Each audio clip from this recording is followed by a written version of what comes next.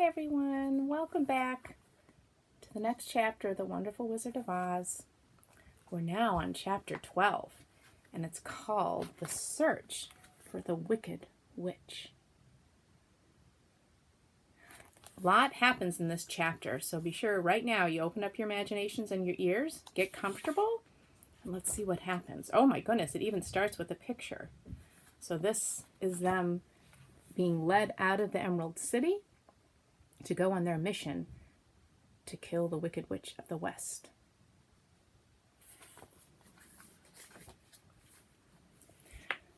The soldier with the green whiskers led them through the streets of the Emerald City until they reached the room where the guardian of the gates lived. This officer unlocked their spectacles to put them back in his great box, and then he politely opened the gate for our friends. "Which road leads to the Wicked Witch of the West?" asked Dorothy. "There is no road," answered the guardian of the gates. "No one ever wishes to go that way." "How, then, are we to find her?" inquired the girl. "I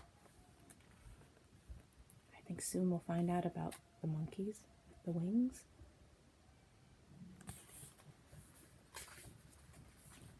"That will be easy," replied the man, "for when she knows you are in the country of the Winkies, she will find you and make you all her slaves." "Perhaps not," said the Scarecrow, "for we mean to destroy her." "Oh, that is different," said the guardian of the gates. "No one has ever destroyed her before, so I naturally thought she would make slaves of you, as she has of all the rest. But take care, for she is wicked and fierce and may not allow you to destroy her. Keep to the west where the sun sets, and you cannot fail to find her." They thanked him and bade him goodbye and turned toward the west, walking over fields of soft grass dotted here and there with daisies and buttercups. Dorothy still wore the pretty silk dress she had been put on in the palace, but now, to her surprise, she found it was no longer green, but pure white. The ribbon around Toto's neck had also lost its green color and was as white as Dorothy's dress. The Emerald City was soon left far behind. As they advanced, the ground became rougher and hillier, for there were no farms nor houses in this country of the West, and the ground was untilled. In the afternoon, the sun shone hot in their faces, for there were no trees to offer them shade, so that before night Dorothy and Toto and the Lion were tired and lay down upon the grass and fell asleep, with the Woodman and the Scarecrow keeping watch. Now the Wicked Witch of the West had but one eye, yet that was as powerful as a telescope and could see everywhere. So, as she sat in the door of her castle, she happened to look around and saw Dorothy lying asleep with her friends all about her. They were a long distance off, but the Wicked Witch was angry to find them in her country, so she blew upon a silver whistle that hung around her neck. At once came running to her from all directions a pack of great wolves. They had long legs and fierce eyes and sharp teeth. "Go to those people," said the witch, "and tear them to pieces." "Are you not going to make them your slaves?" asked the leader of the wolves. "No," she answered. "One is of tin and one of straw. One is a girl and another a lion. None of them is fit to work, so you may tear them into small pieces." "Very well," said the wolf, and he dashed away at full speed, followed by the others. It was lucky the Scarecrow and the Woodman were wide awake and heard the wolves coming. And there's the Wicked Witch of the West. She's a tall hat. "This is my fight," said the Woodman, "so get behind me and I will meet them as they come." He seized his axe, which he had made very sharp, and as the leader of the wolves came on, the Tin Woodman swung his arm and chopped the wolf's head from its body so that it immediately died. As soon as he could raise his axe, another wolf came up, and he also fell under the sharp edge of the Tin Woodman's weapon. There were 40 wolves, and 40 times a wolf was killed, so that at last they all lay dead in a heap before the Tin Woodman. Then he put down his axe and sat beside the Scarecrow, who said, "It was a good fight, friend." They waited until Dorothy awoke the next morning. The little girl was quite frightened when she saw the great pile of shaggy wolves, but the Tin Woodman told her all. She thanked him for saving them and sat down to breakfast, after which they started again upon their journey. Now, the same morning, the Wicked Witch came to the door of her castle and looked out with her one eye that could see afar off. She saw all her wolves lying dead, and the strangers still traveling through her country. This made her angrier than before, and she blew her silver whistle twice. Straightway a great flock of wild crows came flying toward her, enough to darken the sky, and the Wicked Witch said to the King Crow, "Fly at once to the strangers, peck out their eyes, and tear them to pieces." The wild crows flew in one great flock toward Dorothy and her companions. When the little girl saw them coming, she was afraid. But the Scarecrow said, "This is my battle, so lie down beside me, and you will not be harmed." So they all lay upon the ground except the Scarecrow, and he stood up and stretched out his arms. And when the crows saw him, they were frightened, as these birds always are by scarecrows, and did not dare to come any nearer. But the King Crow said, "It is only a stuffed man. I will peck his eyes out." The King Crow flew at the Scarecrow, who caught it by the head and twisted its neck until it died. And then another crow flew at him, and the Scarecrow twisted its neck also. There were 40 crows, and 40 times the Scarecrow twisted a neck until at last all were lying dead beside him. Then he called to his companions to rise, and again they went upon their journey. There's a picture of the Tin Woodman on top of one of the wolves that he killed.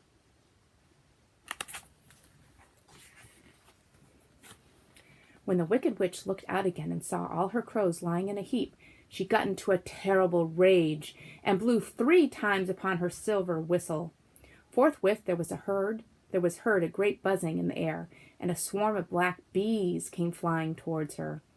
"Go to the strangers and sting them to death," commanded the witch, and the bees turned and flew rapidly until they came to where Dorothy and her friends were walking. But the woodman had seen them coming, and the Scarecrow had decided what to do. "Take out my straw and scatter it over the little girl and the dog and the lion," he said to the woodman, "and the bees cannot sting them." This the woodman did, and as Dorothy lay close beside the lion and held Toto in her arms, the straw covered them entirely. The bees came and found no one but the woodman to sting, so they flew at him and broke off all their stingers against the tin, without hurting the woodman at all. And as bees cannot live when their stings are broken, that was the end of the black bees, and they lay scattered thick about the woodman, like little heaps of fine coal. Then Dorothy and the lion got up, and the girl helped the Tin Woodman put the straw back into the Scarecrow again, until he was as good as ever. So they started upon their journey once more. The Wicked Witch was so angry when she saw her black bees in little heaps like fine coal, that she stamped her foot and tore her hair and gnashed her teeth. And when she called a dozen of her slaves, who were the Winkies, and gave them sharp spears, telling them to go to the strangers and destroy them. The Winkies were not a brave people, but they had to do as they were told, so they marched away until they came near Dorothy. Then the lion gave a great roar and sprang toward them, and the poor Winkies were so frightened that they ran back as fast as they could. When they returned to the castle, the Wicked Witch beat them well with the strap and sent them back to their work, after which she sat down to think what she should do next. She could not understand how all her plans to destroy these strangers had failed, but she was a powerful witch as well as a wicked one, and she soon made up her mind how to act. There was in her cupboard a golden cap, with a circle of diamonds and rubies running around it. This golden cap had a charm. Whoever owned it could call 3 times upon the winged monkeys, who would obey any order they were given. But no person could command these strange creatures more than 3 times. All right, so there's the Scarecrow, and all the crows coming and attacking. And those are the black bees, and Toto under the straw. Twice already the Wicked Witch had used the charm of the cap. Once was when she had made the Winkies her slaves and set herself to rule over their country. The winged monkeys had helped her do this.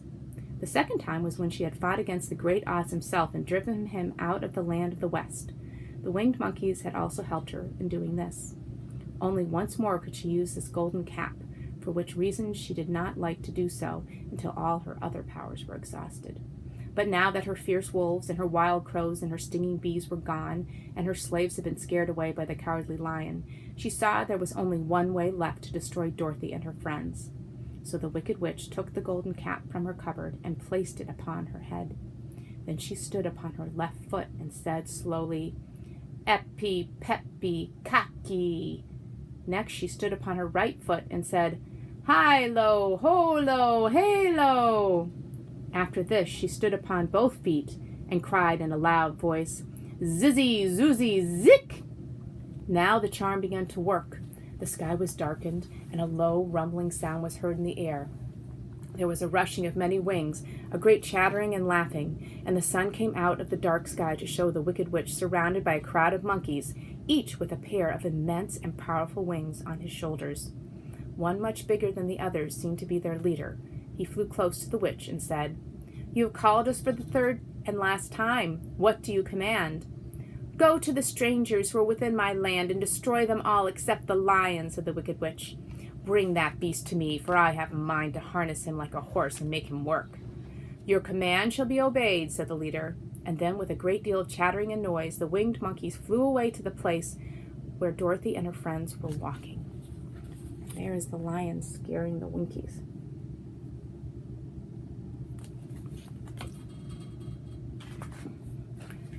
Some of the monkeys seized the Tin Woodman and carried him through the air until they were over a country thickly covered with sharp rocks.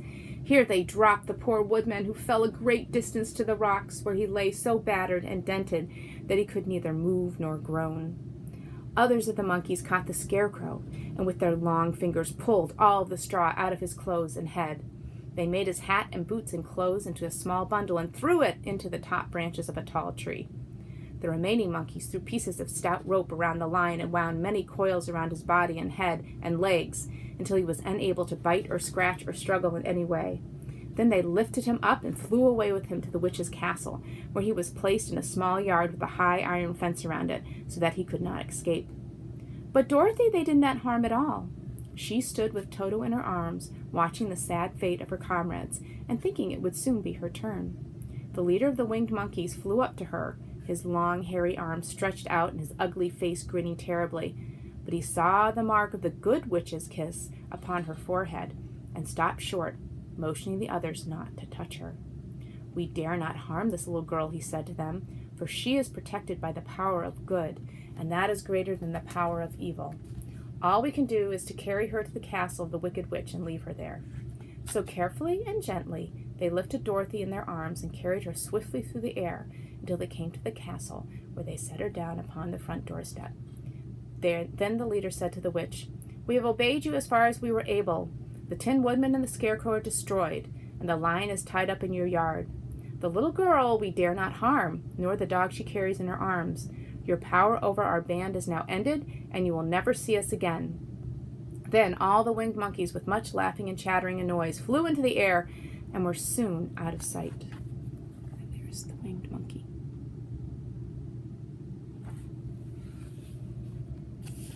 The wicked witch was both surprised and worried when she saw the mark on Dorothy's forehead, for she knew well that neither the winged monkey nor she herself dare hurt the girl in any way. She looked down at Dorothy's feet, and seeing the silver shoes, began to tremble with fear, for she knew what a powerful charm belonged to them. At first the witch was tempted to run away from Dorothy, but she happened to look into the child's eyes and saw how simple the soul behind them was, and that the little girl did not know of the wonderful power the silver shoes gave her. So the wicked witch laughed to herself and thought, "I can still make her my slave, for she does not know how to use her power." Then she said to Dorothy harshly and severely, "Come with me and see that you mind everything I tell you, for if you do not, I will make an end of you, as I did of the Tin Woodman and the Scarecrow." Dorothy followed her through many of the beautiful rooms in her castle until they came to the kitchen, where the witch bade her clean the pots and kettles and sweep the floor and keep the fire fed with wood. Dorothy went to work meekly, with her mind made up to work as hard as she could, for she was glad the wicked witch had decided not to kill her. With Dorothy hard at work, the witch thought she would go into the courtyard and harness the cowardly lion like a horse. It would amuse her, she was sure, to make her draw her chariot whenever she wished to go to drive. But as she opened the gate, the lion gave a loud roar and bounded at her so fiercely that the witch was afraid and ran out and shut the gate again. There they are capturing the lion.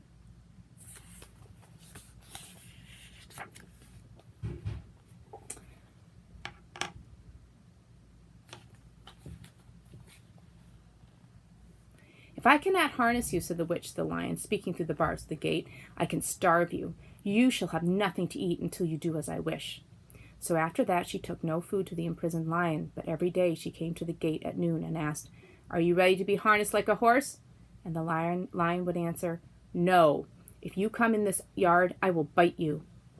The reason the lion did not have to do as the witch wished was that every night, while the woman was asleep, Dorothy carried him food from the cupboard. After he had eaten, he would lie down on his bed of straw, and Dorothy would lie beside him and put her head on his soft, shaggy mane, while they talked of their troubles and tried to plan some way to escape. But they could find no way to get out of the castle, for it was constantly guarded by the yellow Winkies, who were the slaves of the Wicked Witch, and too afraid of her not to do as she told them. The girl had to work hard during the day, and often the witch threatened to beat her with the same old umbrella she always carried in her hand. But in truth she did not dare to strike Dorothy because of the mark upon her forehead. The child did not know this, and was full of fear for herself and Toto. Once the witch struck Toto a blow with her umbrella, and the brave little dog flew at her and bit her in the leg in return. The witch did not bleed where she was bitten, for she was so wicked that the blood in her had dried up many years before. Dorothy's life became very sad as she grew to understand that it would be harder than ever to get back to Kansas and Aunt Em again. Sometimes she would cry bitterly for hours, with Toto sitting at her feet and looking into her face, whining dismally to show how sorry he was for his little mistress. Toto did not really care whether he was in Kansas or the Land of Oz, so long as Dorothy was with him, but he knew the little girl was unhappy, and that made him unhappy too. Now the Wicked Witch had a great longing to have for her own the silver shoes, which the girl always wore. Her bees and her crows and her wolves were lying in heaps and drying up, and she had used up all the power of the golden cap. But if she could only get a hold of the silver shoes, they would give her more power than all the other things she had lost. She watched Dorothy carefully to see if she ever took off her shoes, thinking she might steal them. But the girl was so proud of her pretty shoes that she never took them off except at night and when she took her bath. The witch was too much afraid of the dark to dare go in Dorothy's room at night to take the shoes, and her dread of water was greater than her fear of the dark, so she never came near when Dorothy was bathing. Indeed, the old witch never touched water, nor ever let water touch her in any way. But the wicked creature was very cunning, and she finally thought of a trick that would give her what she wanted. She placed a bar of iron in the middle of the kitchen floor, and then by her magic arts made the iron invisible to human eyes, so that when Dorothy walked across the floor she stumbled over the bar, not being able to see it, and fell at full length. She was not much hurt, but in her fall one of the silver shoes came off, and before she could reach it, the witch had snatched it away and put it on her own skinny foot. The wicked woman was greatly pleased with the success of her trick, for as long as she had one of the shoes, she owned half the power of their charm, and Dorothy could not use it against her, even had she known how to do so. The little girl, seeing that she had lost one of her pretty shoes, grew angry and said to the witch, "Give me back my shoe." "I will not," retorted the witch, "for it is now my shoe and not yours." "You are a wicked creature," cried Dorothy. "You have no right to take my shoe from me." "I shall keep it just the same," said the witch, laughing at her. There's the witch hitting Toto with the umbrella. "And some day I shall get the other one from you, too." This made Dorothy so very angry that she picked up the bucket of water that stood near and dashed it over the witch, wetting her from head to foot. Instantly the wicked woman gave a loud cry of fear, and then, as Dorothy looked at her in wonder, the witch began to shrink and fall away. "See what you have done!" she screamed. "In a minute I shall melt away." "I'm very sorry indeed," said Dorothy, who was truly frightened to see the witch actually melting away like brown sugar before her very eyes. "Didn't you know water would be the end of me?" asked the witch in a wailing, despairing voice. "Of course not," answered Dorothy. "How should I?" "Well, in a few minutes I shall be all melted, and you will have the castle to yourself. I have been wicked in my day, but I never thought a little girl like you would ever be able to melt me and end my wicked deeds. Look out! Here I go!" With these words, the witch fell down in a brown, melted, shapeless mass and began to spread over the clean boards of the kitchen floor. Seeing that she had really melted away to nothing, Dorothy drew another bucket of water and threw it over the mess. She then swept it all out the door. After picking out the silver shoe, which was all that was left of the old woman, she cleaned and dried it with a cloth and put it on her foot again. Then, being at last free to do as she chose, she ran out to the courtyard to tell the lion that the Wicked Witch of the West had come to an end, and that they were no longer prisoners in a strange land.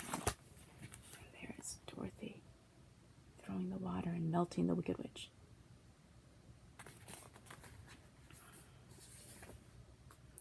And that's the end of chapter 12.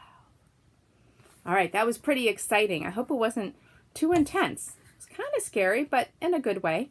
She ended up melting the Wicked Witch of the West. Congratulations, Dorothy. All right, I will see you tomorrow. Bye.